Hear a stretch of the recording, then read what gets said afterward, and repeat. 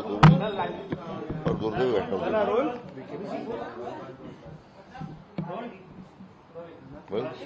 काल ओबीसी मेळावा जो आहे तो पार पडला, त्यामध्ये मंत्री छगन भुजबळ यांनी तुमच्यावर टीका केली आहे. त्यांनी एकेरी असं म्हटलं की विखे आला, त्यांनी विखार पसरवला, अशी एकेरी टीका तुमच्यावरती केली आहे. ज्या पद्धतीने तुम्ही मराठा उपसमितीचे अध्यक्ष आहात, जे जी.आर. काढला त्यानंतर जी तुमच्यावरती टीका करण्यात आली.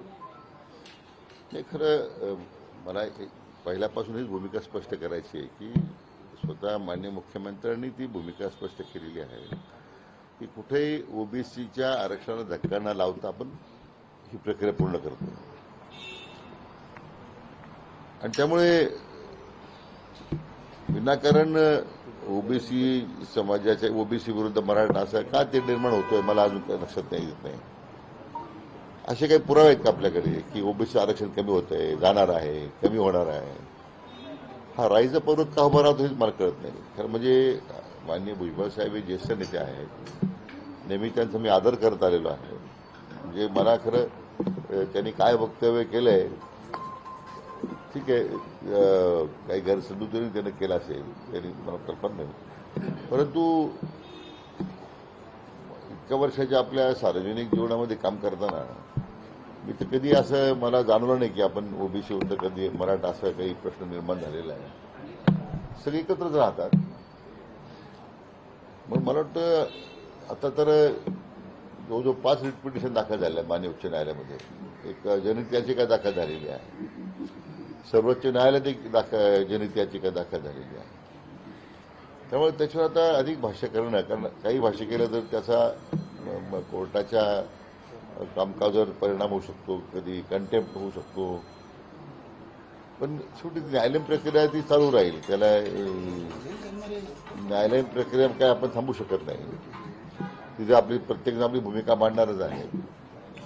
परंतु पुरोगामी महाराष्ट्रामध्ये इतक्या वर्षामध्ये सगळी ज्यावेळी समाजाची माणसं एकत्र राहतात, निवडणूक एकत्र लढतात, सार्वजनिक कार्यक्रम एकत्र करतात, सगळ्या प्रकारचे कार्यक्रम आपण करताना मग गणेश चतुर्थीचा कार्यक्रम असेल, आता दसरा होऊन गेलाय, आता दिवाळी साजरी करतोय. आता दिवाळी साजरी करताना असं कधी होतं का आपण की आता ओबीसीची दिवाळी आहे, मराठ्याची दिवाळी आहे, असं होत नाही कधी.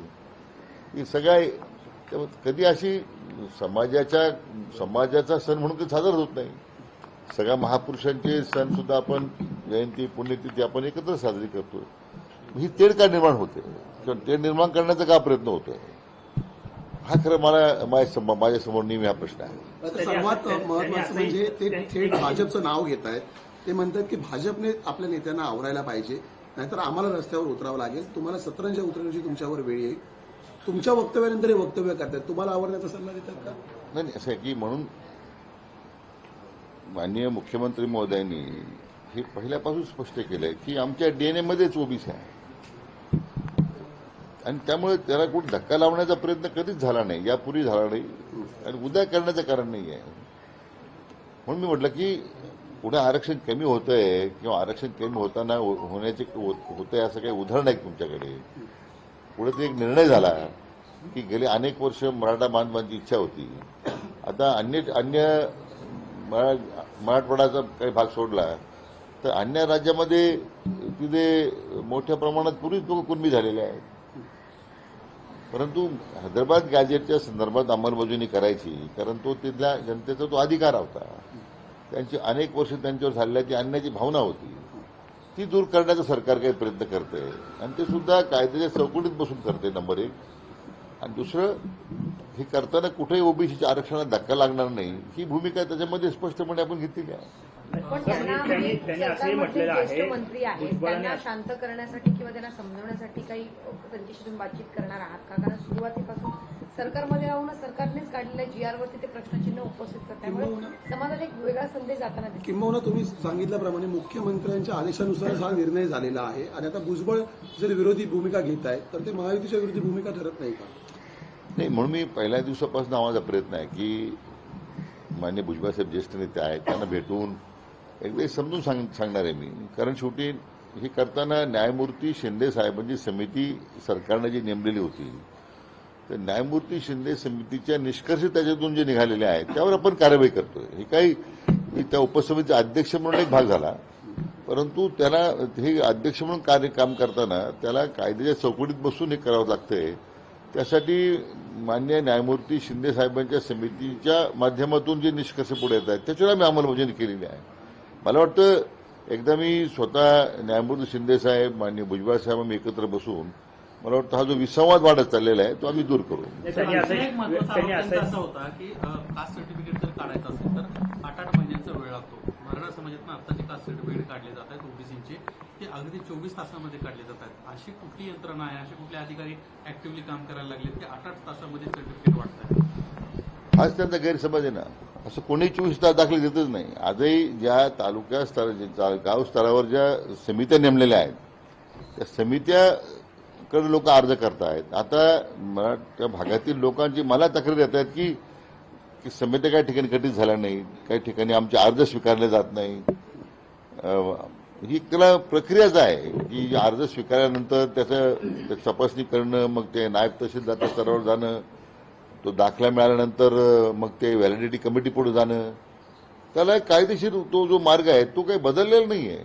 आणि मला त्यांना कोणीतरी गैरसमज केलेला दिसतो की 24 तासामध्ये सर्टिफिकेट मिळतं. अजिबात नाही आहे, असं कधी घडत नाही. ते ही जी लागणारी जी प्रक्रिया लागते व्हेरिफिकेशनसाठी किंवा या प्रक्रियेमध्ये जो काही कालावधी लागतो तो लागतोच आहे. मला वाटतं हाच मुद्दा मी सांगत होतो की हा जो एक गैरसमज झालेला आहे, बऱ्याच गैरसमज पसरवण्याचा प्रयत्न होतोय, विनाकारण ओबीसी विरुद्ध मराठा असा जो वाद निर्माण करण्याचा प्रयत्न होतोय तो थांबवून, तो खरं म्हणजे आपण तो विसंवाद थांबवण्याची गरज आहे.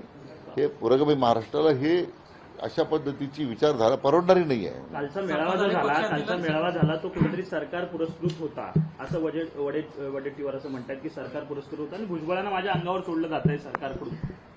नाही, मला त्याची कल्पना नाही. कमी म्हणजे वडेट्टीवार काय म्हणतायत किंवा त्यांच्या पार्टी भुजबळ साहेब काय म्हणतात तो त्या दोघांनीच एकमेकांच्या बाबतीमध्ये हा प्रश्न विचारला. सरकारवरती गंभीर आरोप करतायत. ते बोलतात की ओबीसी आणि मराठामध्ये भांडण लावायचं काम महायुती सरकारच करतंय असं वडेट्टीवार म्हणतात.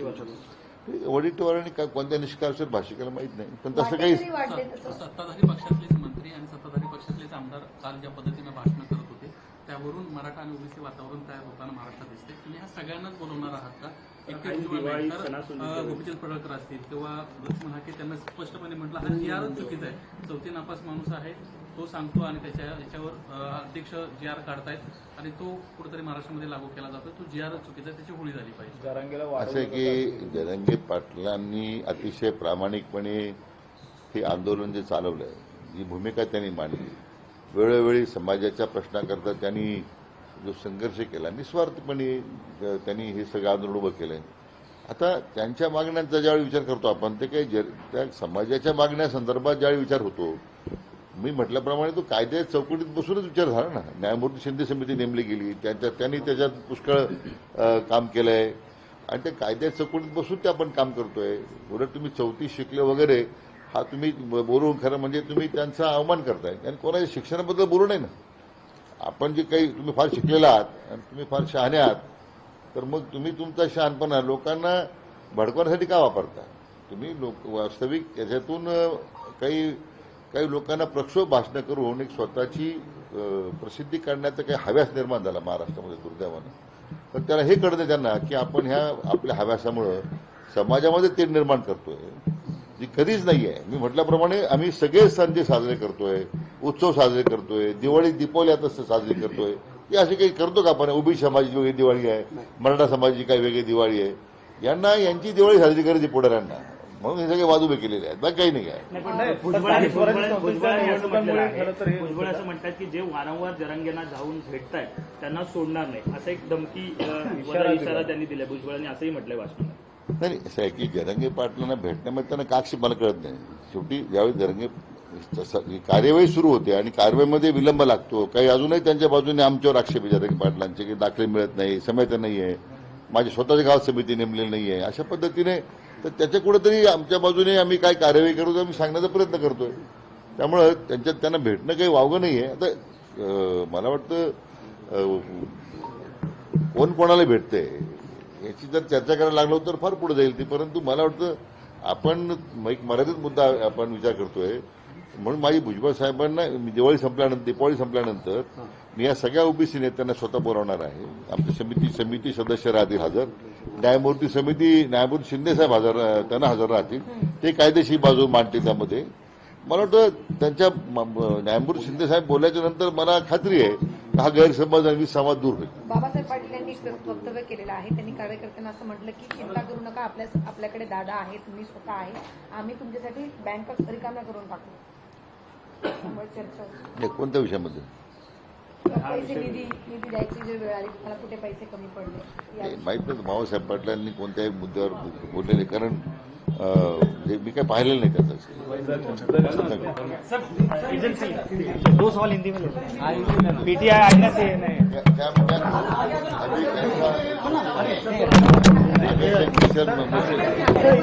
अभी ऐसा एक मशीन निकालना चाहिए. तो अभी AI में है ना चार्ट क्या है कि जब बोलते हैं तो ऑटोमेटिकली हिंदी से हिंदी होना, मराठी हिंदी होना चाहिए. सर हिंदी में जानना चाहेंगे जिस तरह से मागे 3 महिन्यांमध्ये ठाकरे बंधूंची जवळीक ही स्थानिक स्वराज्य संस्थांच्या निवडणुकीच्या पार्श्वभूमीवर वाढताना पाहायला मिळते. काल देखील मनसेच्या पक्षाच्या कार्यक्रमात उद्धव ठाकरे यांनी हजेरी लावली. कसं पाहता? नाही, यापूर्वीच माननीय मुख्यमंत्र्यांनी त्यांना शुभेच्छा दिलेल्या आहेत. महाराष्ट्र जो आहे हा एक विचारधारेवर त्याची वाटचाल सुरू असते आणि विधानसभेच्या निवडणुकीने सिद्ध केलेलं आहे की महायुतीच्या बरोबर राज्याची जनता आहे. त्यामुळे कोणी एकत्र येणं दिवाळी साजरी करणं ठीक आहे, तो एक धार्मिक उत्सव आहे, कौटुंबिक उत्सव आहे, त्या हरकत नाही. पण शेवटी त्यातून काही एकत्र आणणं काही वेगळा परिणाम होईल असं मी पहिल्या सुरुवातीपासून म्हणतो. अजिबात माझ्या दृष्टीने त्याला महत्व नाही. सर, पूरग्रस्त परिस्थिती असल्यामुळे काळी दिवाळी साजरी करा असं शरद पवार बोलत होते. मात्र दुसरीकडे मनसे आणि ठाकरे दोघेही मिळून काल दीपोत्सव साजरा करताना पाहायला मिळाले. असं आहे की राज्यासमोर एवढं मोठं संकट होतं, आसमानी संकट आलं होतं आणि मला खरं सगळ्या राज्यातल्या जनतेनं माननीय मुख्यमंत्री देवेंद्रजी फडणवीस साहेबांचं अभिनंदन केलेलं आहे. 32,000 कोटीचं पॅकेज जाहीर करून आज लोकांच्याकडे पैसे जायला लागले. ही अस्वस्थता काय पवार साहेबांना की 10 वर्ष केंद्रामध्ये मंत्री राहिल्याच्या नंतर राज्याचे ज्येष्ठ नेते म्हणते आता त्यांनी मिळवल्यानंतर आज लोक त्यांचं नेतृत्व मानायला तयार नाही. ते जे बोलतात लोकांना त्यांच्यावर आता विश्वास राहिलेला नाही. तर मला वाटतं स्वतःची एक वेगळी स्वतःचं पूर्ण एक अस्तित्वासाठी धडपड सुरू आहे सरकार टीका करण्याची. ते ज्येष्ठ नेते आहेत, मला वाटतं त्यांनी त्यांची ज्येष्ठता कमी करून एवढीच माझी अपेक्षा आहे. ही दुटप्पी भूमिका आहे, कारण कारखानदारांकडून ज्यावेळी पैसे घ्यायची वेळ आली तेव्हा शरद पवारांनी कारखानदारांची बैठक घेत या सरकारच्या निर्णयाला विरोध केलेला होता आणि दुसरीकडे सरकार मदत करत नाही असा आरोप केला जातो. मुळातच साखर कारखान्याकडून पैसे घेण्यासंदर्भात जो नॅरेटिव्ह सेट करण्याचा प्रयत्न झाला, शेतकऱ्यांना जो भाव आपण जाहीर करतो FRP प्रमाणे किंवा FRP पेक्षा जास्त भाव पण देतो, त्यातून पैसे कापत नाही ना आपण. कारखान्याच्या व्यवस्थापना खर्चातून ते पैसे कापले जातात. आणि मलाही शरद पवार साहेबांनी सांगितलं पाहिजे यापूर्वीचे किती प्रेसिडेंट दाखवू आपण मुख्यमंत्री असताना आपल्या सरकारच्या काळामध्ये अशा आपत्तीमध्ये आपण कारखान्याकडून पैसे घेतलेले आहेत, पूरग्रस्त निधी घेतलेला आहे. असे मला वाटतं काळाच्या बरोबरीने हे पद्धतशीर यांना विसर का पडतो. मला वाटतं आपण सत्तेत असताना आम्ही राज्याचे तारणार आहोत सांगणारे नेते ज्यावेळी कारखान्याकडून त्या काळामध्ये पैसे वसूल केले, सक्तीनं वसूल केले. आज तुम्ही वसंतदादा शुगर इन्स्टिट्यूटला 1 रुपया सक्तीनं वसूल करता कारखान्याकडून. सरकारची मदत घेता, सरकार सांगता 1 रुपया आम्हाला वसूल करून द्या कारखान्याकडून. एक प्रकारची म्हणजे तुम्ही सक्तीच करताय ना, ती केली जाते. मग ती वस्तूची शेतकऱ्यावर जातो, शेतकऱ्यावर तो ताण नाहीये. मला वाटतं हे सगळं समजून घेतलं पाहिजे लोकांनी, कारण सहकारी चळवळीमध्ये आमचं आयुष्य चाललंय, परंतु हे कुठे लोकांना गुमराह करण्याचा प्रयत्न होतो दुर्दैवानं, हे लक्षात घेतलं पाहिजे. सर, जिस तरह से छगन भुजबल जो स्टेटमेंट दे रहे हैं ओबीसी और मराठा रिजर्वेशन को लेकर जो स्टेटमेंट बयानबाजी भुजबल जी की तरफ से हो रही है, कहीं ना कहीं जहर बोलने की कोशिश की जा रही है आपकी तरफ से, इस तरह के आरोप लगाए जा रहे हैं. नहीं, माननीय भुजबल जी तो वरिष्ठ नेता है, उनके बारे में तो मैं टिप्पणी नहीं करूंगा, लेकिन मैं समझता हूं कि किसी ने तो उनको गुमराह करने की कोशिश की है. इसलिए मैंने कहा कि अभी दीपावली के बाद हमारी जो उपसमिति है, उनकी उपसमिति जो माननीय बावनकुले साहब के अध्यक्ष में सरकार ने की है, तो उनके साथ हमारे जो न्यायमूर्ति शिंदे सर साहब जो हैं उनके साथ एक बैठक लेके जो विसंवाद पैदा हो रहा है तो वो संवाद निश्चित रूप में हम दूर करने की कोशिश करेंगे। लेकिन सर, इस प्रकार का बयान आना ऐसे मौके पे कहीं ना कहीं महाराष्ट्र का माहौल खराब करना होगा। एक तरफ हमने देखा कि आरक्षण मारा था, अब ओबीसी के लोग आरक्षण की मांग को कहीं ना कहीं माहौल खराब होगा इसमें। और कोऑर्डिनेशन भी होते हुए दिखाई नहीं दे रहा सरकार के मंत्री, सरकार के खुद एक मंत्री के खिलाफ बयान। नहीं, ये बात सही है कि ऐसी बयानबाजी ठीक नहीं है। यानी मैं भी उपसमिति का अध्यक्ष रहा हूं तो मैं भी अपनी मर्यादा जानता हूं।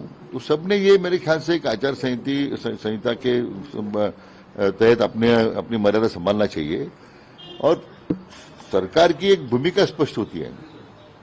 माननीय मुख्यमंत्री जी ने सरकार की भूमिका स्पष्ट की है कि कोई भी किसी भी हालत में ओबीसी का आरक्षण हम कम नहीं करें, किसी भी उसमें आरक्षण नहीं दे रहे, उनको आरक्षण का आबादित रहेगा। फिर भी लोग ऐसा क्यों बयानबाजी कर रहे हैं? मैं समझता हूं कि उन्होंने ये जनता के हित में, राज्य के हित में, सरकार के हित में बयानबाजी करना चाहिए, अवॉइड करना चाहिए। ये मेरी कुशल है। क्या इस मामले को लेकर आप अजीत पवार या महाराष्ट्र के मुख्यमंत्री से बात करें ताकि इस प्रकार की बयानबाजी आगे भविष्य में ना हो, उससे माहौल आपके महाविकास जगह महायुति की सरकार में कोई दिक्कत ना आए? नहीं, मैं समझता हूं कि माननीय मुख्यमंत्री जी निश्चित रूप में उनसे बात करेंगे। सर एक सवाल और, जिस तरह से आरएसएस को बैन करने की जो एक्टिविटीज है, बैन करने की मांग प्रियांक खरगे जो कर्नाटका के मंत्री हैं वो लगातार कर रहे हैं। हमने देखा कि आज कोई लोकल बॉडी का, वहां का एक अथॉरिटी का मेंबर था, आरएसएस के इवेंट में पार्टिसिपेट किया गया तो उसको सस्पेंड कर दिया गया। वहां लगातार खत लिखे जा रहे हैं कि आरएसएस की एक्टिविटीज को बैन किया जाए, गवर्नमेंट एसोसिएट ना हो। किस तरह से देखते हैं आप? नहीं, कोई आज थोड़ी मांग है। वो खरगे जी जो है, वो जो कांग्रेस पक्ष का नेतृत्व कर रहे हैं, वो पार्टी खत्म हो रही तो उसकी मांग को क्या महत्व देंगे? सर, प्रधानमंत्री ने माओवादी को लेकर बड़ा बयान। सर, एक सवाल है। नक्सल सर, माओवादी को लेकर प्रधानमंत्री ने कहा है कि पिछले 11 सालों में लगभग 125 जिले ऐसे थे देश भर में जो माओवादी से प्रताड़ित थे। अब लगभग सिर्फ 11 जिले बचे हैं। कैसे देखते हो? और शायद आने वाले समय में ये जिले भी ना रहे और मुक्त हो जाए माओवादी से। पिछले 3 दिनों में लगभग 303 माओवादी ने सरेंडर किया है। कैसे? नहीं, आप अगर देखेंगे पिछले 2 दिनों में मैं माननीय मुख्यमंत्री जी का, देवेंद्र फडणवीस साहब का मैं तो अभिनंदन करूंगा कि सबसे बड़ा नक्सलवादी जो था उसके ऊपर 6 करोड़ की प्राइज मनी थी। मैं उसका, और उसके साथ काफी लोग भी सरेंडर हो गए। यानी पूरा नक्सलवाद का मेरे ख्याल से समापन महाराष्ट्र में होते दिखाई जा रहा है। तो मुख्यमंत्री जी का जिस तरह से उसमें उन्होंने काम किया है, क्योंकि ये जो नक्सलवादी जो सरेंडर हुआ है उसका एक भाई भी था, वो बंगाल में मारा गया। यानी पूरी नक्सलवादी की उसके कारण जो छत्तीसगढ़ में माओवादी का जो आंदोलन, माओवादी का जो संघर्ष है वो भी काफी मात्रा में खत्म हो जाएगा ऐसे लग रहा है। और देश के आदरणीय गृहमंत्री अमित भाई शाह ने जिस तरह माओवादियों को एक चेतावनी दी है कि मार्च तक, अगले महीने, अगले साल तक वो पूरी खत्म करने वाली है माओवादी, ये माओवादियों वहां की जो आंदोलन चल रहा है। तो अभी जो आदरणीय प्रधानमंत्री ने कहा बात सही है, सरकार उसमें काफी ठाम है। देश को अस्थिर करने की कोशिश माओवादी कर रहे थे